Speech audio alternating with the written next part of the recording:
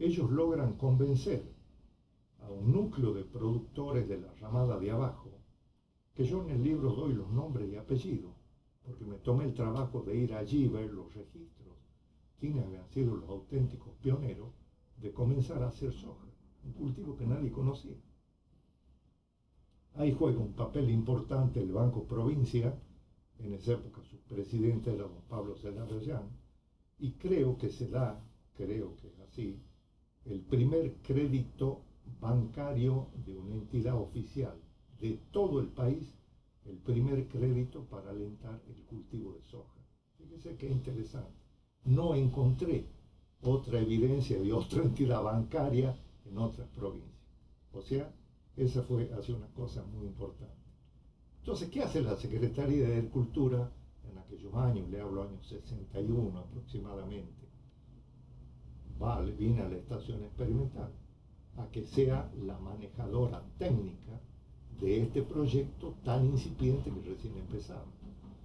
Y así se hace, se contrata un técnico especialmente para que trabaje en esto, que era el ingeniero Íñigo, se crea la sección cultivos industriales, donde se busca de darle preeminencia a cultivos como la soja, junto con otros como el tabaco, el algodón, etc., buscando lo que el país pensaba y el propio Tucumán decía, que había que diversificar la producción.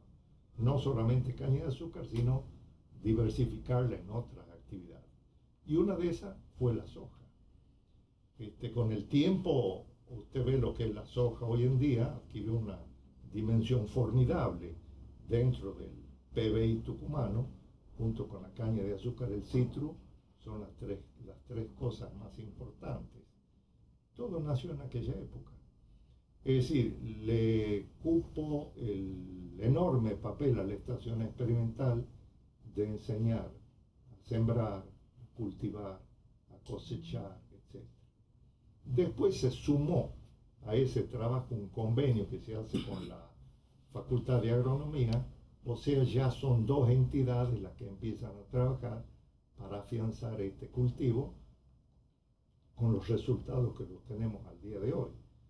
Pero es cierto que el papel de esta institución fue enseñar de algo que no se conocía, y aquí hay que destacar que se trabajó muy a codo con Fomento Agrícola.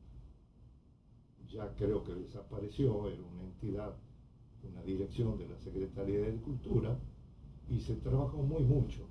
Me consta, se trabajó con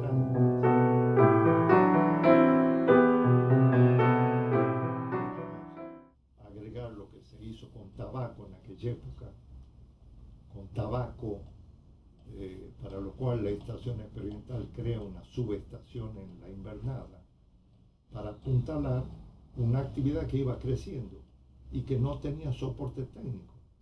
Entonces la experimental da el soporte técnico, fíjese, le hablo en aquellos años, y que tuvo un enorme valor para el sector productivo de todo lo que es la zona de la invernada, la cocha y el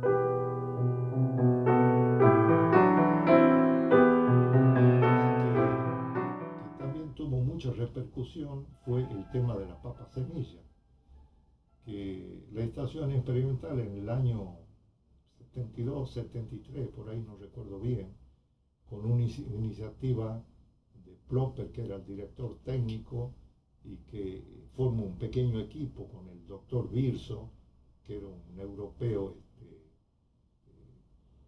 bastante conocedor del tema, y el ingeniero Rojas, forman el trío que empiezan a impulsar el cultivo de la papa semilla en Tafí del Valle.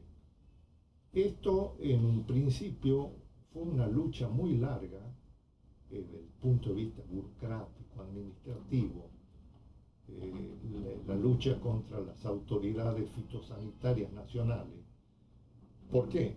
Porque estas autoridades estaban presionadas por los vendedores de papas de semilla de la zona de Balcarce, que era el gran negocio de ellos. Pero era una papa que venía con unos problemas de virosis tremenda, y el rendimiento de papa semilla, papa producida era muy bajo. Entonces los tenía contra las cuerdas los productores paperos nuestros con muy bajo rendimiento. Y al equipo de Plopper ven la viabilidad de instalar las zonas productoras de papa semilla en altura, porque el pulgón transmisor de las enfermedades virosas no vivía en altura, vivía a nivel del mar. Entonces, al acabarse el pulgón transmisor de la enfermedad, la papa semilla podía ser mucho más sana y el rendimiento, bolsa de papa plantada versus bolsa de papa producida, iba a tener una ganancia enorme. Y así fue. Así fue. Pero fue una lucha, le digo, de intereses económicos, de burocracia y de todo, muy fuerte, hasta que se convencieron de que la cosa era cierta. Entonces se la habilita a la subestación que había en Tafí del Valle con todas las reglas nacionales de zona productora de papa semilla. Entonces fue una cosa muy importante porque evitó un drenaje de divisas, de comprar papas del extranjero, de traer papas de muy mala calidad de Balcarce, y le dio la posibilidad al sector papero de ser buenos productores de papa semilla y a su vez tener buenos rendimientos en sus cultivos. O sea, fíjese así muy al pasar lo que le estoy contando que ocurrieron en aquellos 15 años. Hoy en día el tema de la papa semilla ni se discute, sigue produciéndose normalmente, e incluso Tucumán se da el lujo en determinados años de exportar papa semilla a Brasil. Fíjese qué interesante. Todo esto que yo le digo, obviamente estaba apuntalado por un crecimiento tecnológico muy importante, y ahí es donde yo siempre rescato el papel de José Plopper padre en todo este manejo, de cómo él empujaba y visualizaba que esto iba bien encaminado, porque le da un gran afianzamiento a las secciones de entomología, fitopatología, suelos, para incorporar tecnología moderna, instrumental moderno, no escatimar viajes al extranjero de capacitación de los técnicos, etcétera, porque sabía que eso hacía al conjunto y que beneficiaba a toda la actividad. Entonces, en un momento dado, surgió la inquietud, recuerdo, de decir, bueno, ¿cómo valoramos económicamente esto? Porque los resultados estaban a la vista. Habían pasado ya más de 10 años de aquella tremenda crisis económica, ya la actividad azucarera había tomado otro giro, estaba afianzada en todas estas tecnologías nuevas de aquellos años y que siguen vigentes al día de hoy, ¿no? Lógicamente cambiando un poco los productos, pero lo que hace al enfoque, a la filosofía, sigue al día de hoy, no nos engañemos. Por eso es lo que yo trato de rescatar siempre el valor del trabajo.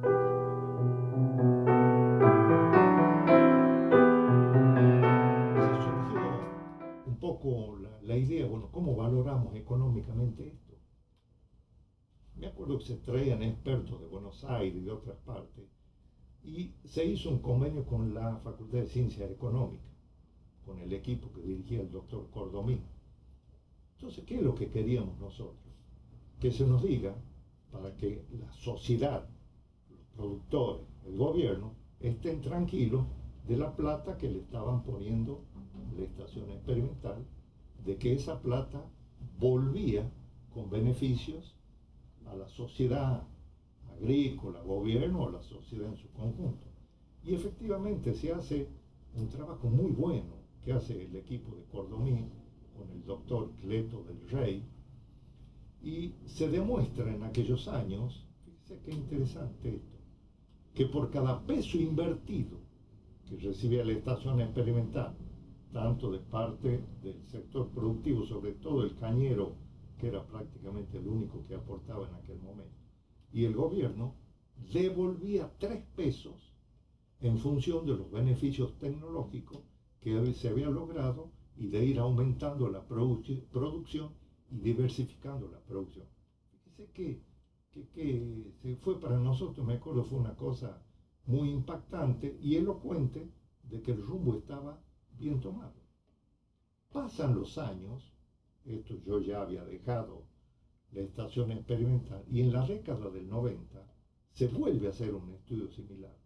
Fíjese, le estoy hablando casi 35 años después del primer trabajo, se hace un segundo trabajo muy similar, ya con otro equipo de profesionales de ciencias económicas, y llegan exactamente a la misma conclusión.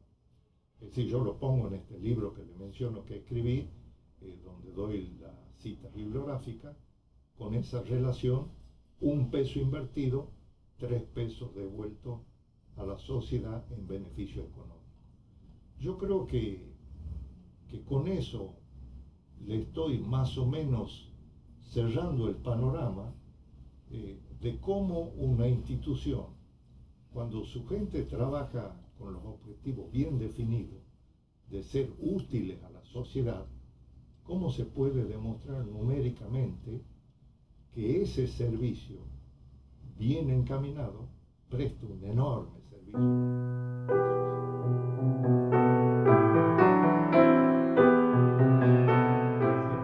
Nacional, desde 1920 a 1946, cuando impulsaba lo que en aquella época se llamaba el alcohol carburante.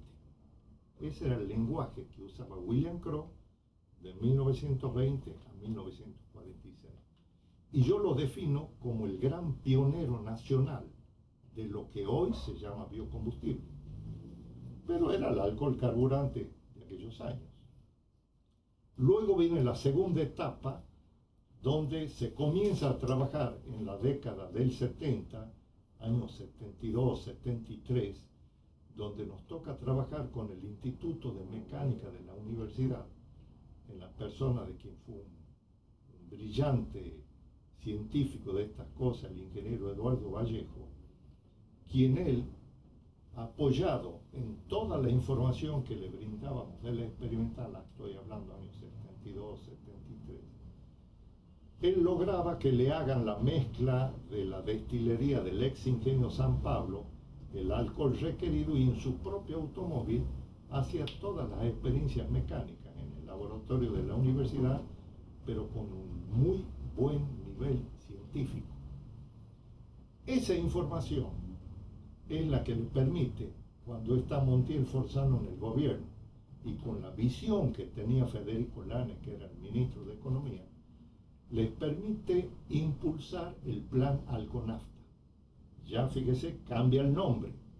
Primero era el alcohol carburante, que decía William Crowe, y ahora, a partir del año 78, cuando Vallejo presenta y hace ver todos los resultados de esos años que se venía trabajando, más lo que ya había empezado a trabajar Brasil, le dan a Lanes y su equipo una visión muy clara de lo que podía hacer esto.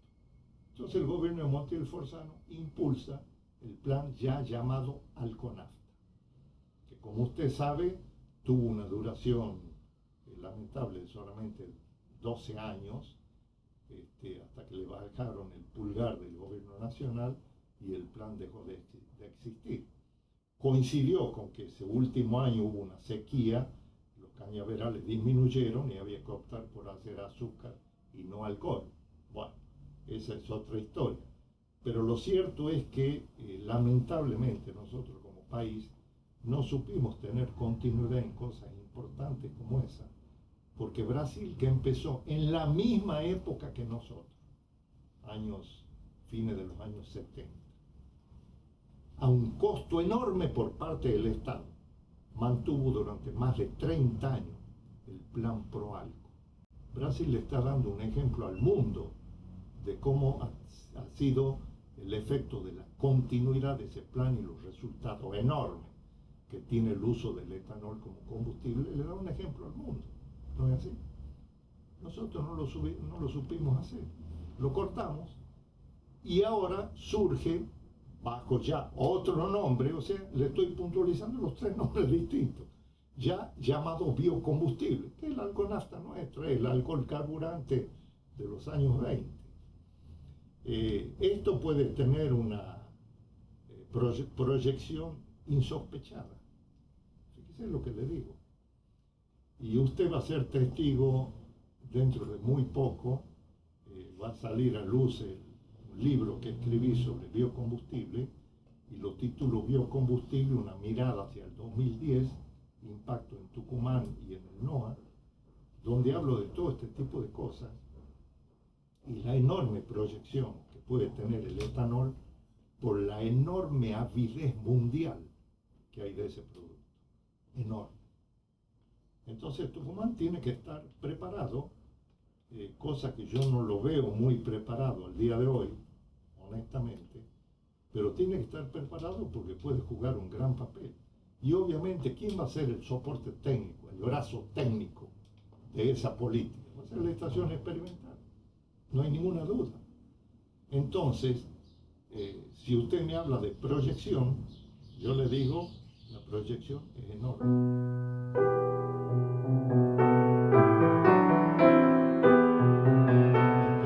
Hoy en día ha definido roles muy interesantes, adentrándose en aspectos muy modernos de la biotecnología, etcétera, trabajando al unísono de lo que se requiere para nuestros productos, de lo que hace a calidad para la venta en el extranjero.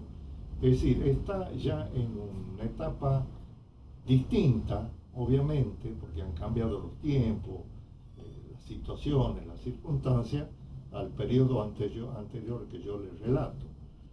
Pero sí creo, le digo porque soy un frecuente visitador de la estación experimental, que es importante mantener muy a fondo ese trabajo codo a codo con los productores, que son los destinatarios del trabajo experimental. Usted no se olvide, Julio, de que en el caso de tal como lo pienso yo, fíjese este concepto, la agronomía